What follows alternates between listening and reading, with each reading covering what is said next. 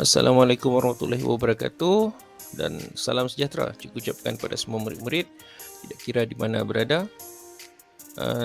Cikgu harapkan murid-murid semua berada dalam keadaan sihat walafiat dan ceria hendaknya.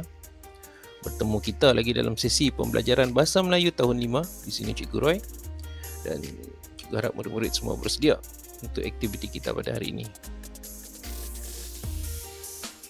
Tema kita hari ini, tema ke-8, Ekonomi Keusahawanan dan Pengurusan Kewangan, Unit 23 Usahawan Berwawasan, dan tajuk kita pada hari ini adalah Kolam Pancing Ikan. Cikgu rasa ramai murid-murid yang pernah melihat ataupun berkunjung sendiri ke kolam memancing ikan. Murid-murid boleh rujuk buku teks muka surat 178 untuk melihat dialog ataupun bahan-bahan yang akan kita kongsikan dalam sesi kita pada hari ini. Standard kandungan kita pada 5.2 memahami dan menggunakan bentuk kata mengikut konteks, manakala standard pembelajaran kita adalah pada 5.2.1 memahami dan menggunakan kata berimbuhan mengikut konteks dengan fokus pada kata berimbuhan apitan dan kata berimbuhan sisipan.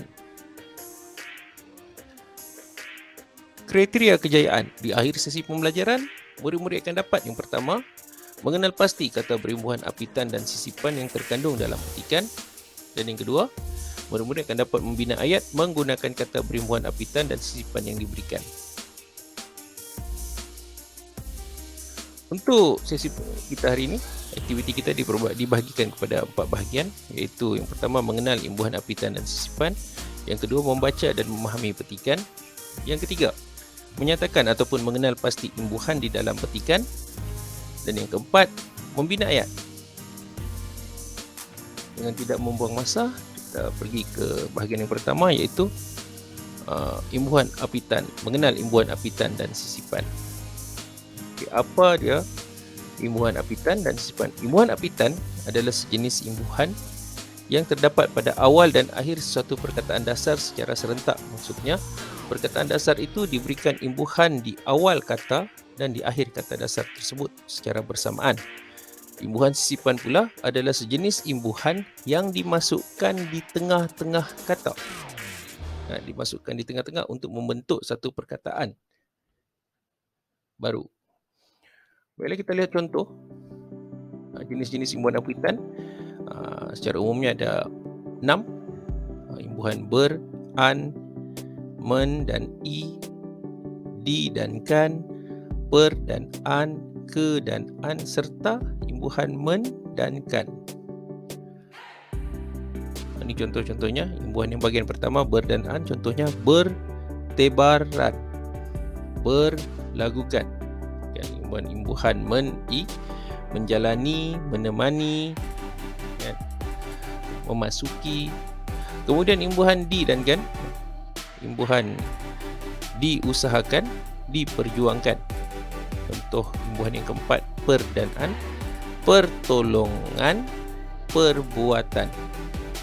Kemudian contoh yang kelima, imbuhan ke dan an, keraian, kemesraan.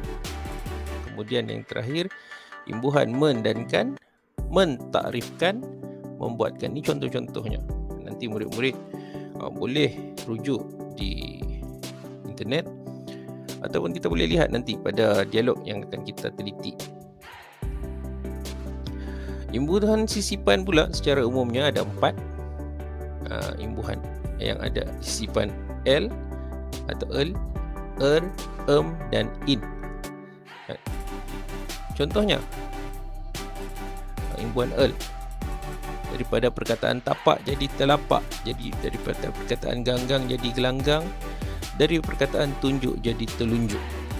Dan kemudian imbuhan dari perkataan kuncup jadi kemuncup, dari perkataan tali jadi temali, dari perkataan jari jadi jemari.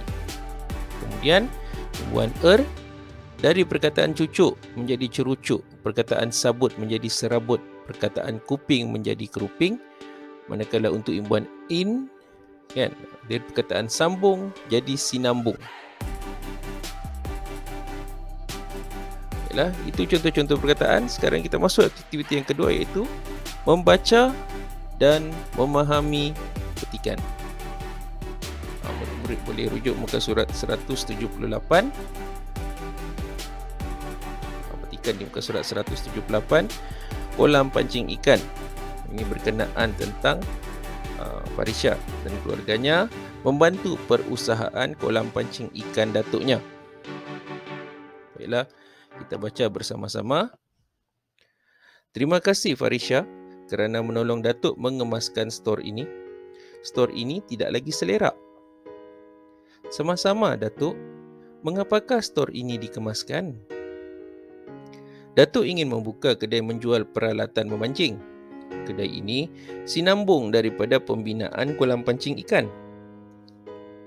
Wah, menarik idea Datuk. Nanti, Farisha bantu kakak menanam pokok di tepi gelanggang takrok itu. Tempat itu akan dijadikan tempat letak kenderaan oleh pelanggan. Cuba lihat di tepi kolam sana.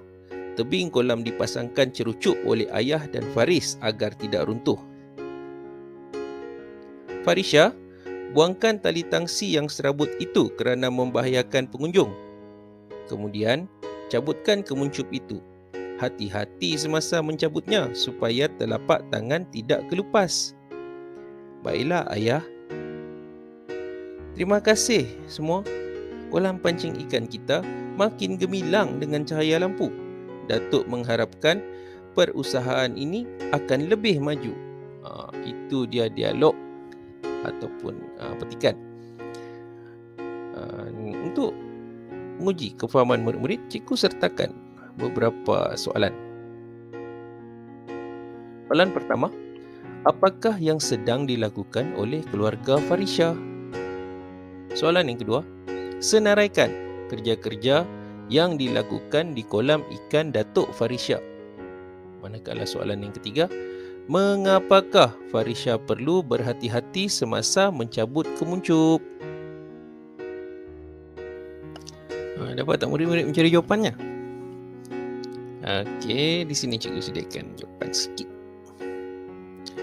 Okey, soalan pertama, apakah yang sedang dilakukan oleh keluarga Farisha? Jawapannya, Farisha dan keluarganya sedang membantu perusahaan kolam pancing ikan datuknya. Soalan yang kedua tadi, senaraikan kerja-kerja yang dilakukan di kolam ikan Datuk Farisha. Antara kerja-kerja yang perlu dilakukan ialah menanam pokok. Siapa yang kena buat menanam pokok tadi? Memasang cerucuk, membuang tali serabut serta mencabut kemuncup. Soalan ketiga, mengapakah Farisha perlu berhati-hati semasa mencabut kemuncup? Farisha perlu berhati-hati bagi mengelakkan telapak tangannya kelupas. Okey, itu dia untuk bahagian aktiviti kita yang kedua. Sekarang kita lihat aktiviti kita yang ketiga, iaitu menyatakan imbuhan. Berdasarkan maklumat yang kita perolehi daripada aktiviti yang pertama tadi, takrif jenis dan contoh imbuhan apitan dan imbuhan sisipan, murid-murid dikehendaki untuk menyenaraikan imbuhan-imbuhan apitan dan sisipan yang terkandung di dalam petikan. Kita lihat. Kenal pasti dan nyatakan kata berimbuhan apitan dan sisipan yang terkandung dalam petikan tersebut. Dapat tak murid-murid kenal pasti apa dia imbuhan apitan, yang mana satu perkataan imbuhan apitan, berimbuhan apitan, yang mana satu perkataan berimbuhan sisipan. Bila kita lihat, ini cikgu dah bahagikan kepada 3 bahagian, iaitu mengikut susunan dialog. Untuk bahagian dialog yang pertama termasuk pendahuluan, apa imbuhan-imbuhan apitan yang kita boleh temui di situ. Yang pertama, perusahaan. Imbuhan apitan per dan an, kata dasar dia usaha. Kemudian mengemaskan. Kalau dalam dialog pun mengemaskan tu dihitamkan. Kemudian dikemaskan. Tadi mengemaskan, dikemaskan. Perkataan yang keempat untuk imbuhan apitan, peralatan. Manakala perkataan kelima, pembinaan. Untuk bahagian itu juga, imbuhan sisipan yang kita boleh temui di situ adalah selerak dan sinambung. Sepatutnya mudah. Jadi cuba murid-murid lihat pada bahagian yang kedua pula. Dialog nanti Farisha bantu kakak menanam pokok di tepi gelanggang takraw itu sehinggalah dialog Datuk. Kan, cuba lihat di tepi kolam di sana. Dapat tak murid-murid kenal pasti imbuhan apitan dan imbuhan sisipan di situ? Murid-murid boleh menggariskan imbuhan-imbuhan apitan dan imbuhan sisipan yang ditemui menggunakan pensel, jangan gunakan pen. Kan? Garis dahulu, kemudian nanti kita akan kumpul dan senaraikan secara berkumpulan untuk memudahkan kita menjalani aktiviti-aktiviti seterusnya. Baiklah, ini bahagian yang kedua. Petikan imbuhan apitan yang cikgu temui di situ adalah dijadikan dan dipasangkan, manakala imbuhan sisipan adalah gelanggang dan cerucuk. Dan jika murid-murid menemui ada imbuhan apitan dan atau imbuhan sisipan yang cikgu tidak tandakan di situ, murid-murid boleh gariskan. Kemudian cuba bincangkan jawapan murid-murid dengan rakan-rakan ataupun guru murid-murid. Kita lihat bahagian ketiga. Bahagian ketiga cikgu biarkan, cikgu serahkan pada murid-murid. Cikgu percaya murid-murid dapat mencari imbuhan apitan dan imbuhan sisipan, dapat mengenal pasti kata berimbuhan ini di dalam dialog tersebut. Setelah siap, murid-murid boleh senaraikan di dalam buku tulis apa dia kata-kata imbuhan apitan dan apa dia kata-kata imbuhan sisipan yang terkandung di dalam petikan tersebut. Mudah kan? Okey. Kita masuk ke aktiviti kita yang terakhir, iaitu membina ayat. Okey, murid-murid dah bersedia? Mari kita lihat. Aktiviti keempat, pilih 4 imbuhan apitan dan 4 imbuhan sisipan dari senarai perkataan yang ditemui dalam aktiviti 3 tadi. Dalam aktiviti 3 tadi kita senaraikan semua kata berimbuhan apitan dan imbuhan sisipan yang terkandung dalam dialog petikan tersebut. Okey, kemudian bina ayat menggunakan kata berimbuhan apitan dan sisipan tersebut. Murid-murid boleh pilih daripada senarai tadi. Pilih 4 perkataan imbuhan apitan dan 4 perkataan imbuhan sisipan, dan murid-murid bina ayat menggunakan perkataan tersebut. Ayat yang dibina haruslah ayat yang berlainan dengan apa yang tertulis ataupun terkandung di dalam dialog tersebut. Di sini cikgu sertakan 2 contoh imbuhan apitan, 2 ayat imbuhan apitan yang mengandungi perkataan imbuhan apitan dan 2 ayat yang mengandungi perkataan imbuhan sisipan. Kita lihat di situ. Imbuhan apitan cikgu pilih perkataan pembinaan. Projek pembinaan surau itu memakan masa selama 10 bulan. Itu contoh dia. Perkataan pembinaan cikgu warnakan berlainan. Kemudian perkataan yang kedua, imbuhan apitan yang kedua, cikgu pilih perkataan dijadikan. Dan ayatnya, kejayaan Datuk Azizul Hasni dijadikan contoh teladan oleh penunggang basikal muda negara. Dijadikan teladan. Okey, itu ayat daripada perkataan berimbuhan apitan. Kemudian ayat berimbuhan sisipan, cikgu pilih perkataan sinambung.